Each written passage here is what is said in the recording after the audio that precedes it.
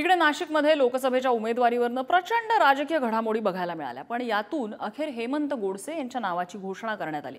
या जागेवर अजित पवारांची राष्ट्रवादी आग्रही होती आणि छगन भुजबळ यांच्या नावाची जोरदार चर्चा होती।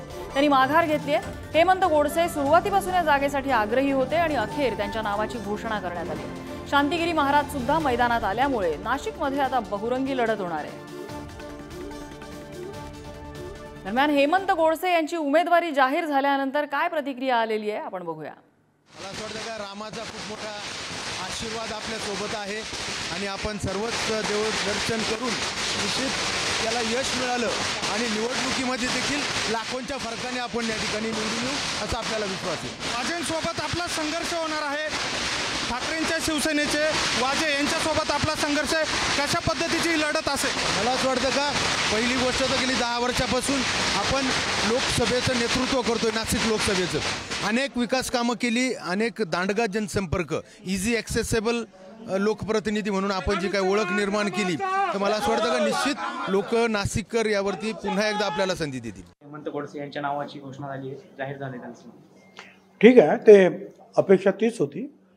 कारण हेमंत गोडसे जे आहेत आता सध्या सिटिंग MP आहेत, सध्याचे खासदार आहेत आणि म्हणूनच त्यांचा आग्रह जो आहे मुख्यमंत्री शिंदे साहेबांनी सुद्धा धरला होता आणि त्याप्रमाणे अपेक्षेप्रमाणे त्यांचं नाव जाहीर झालेलं आहे।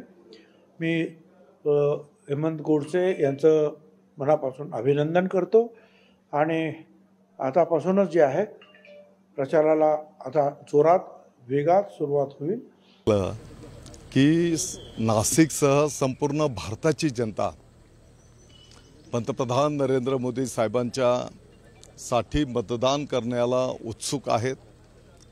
जिथपर्यंत नाशिकचा विषय, नाशिकचा सेटअप रेडी आहे आणि म्हणून काही तासांमध्ये उमेदवार पण घोषित होईल आणि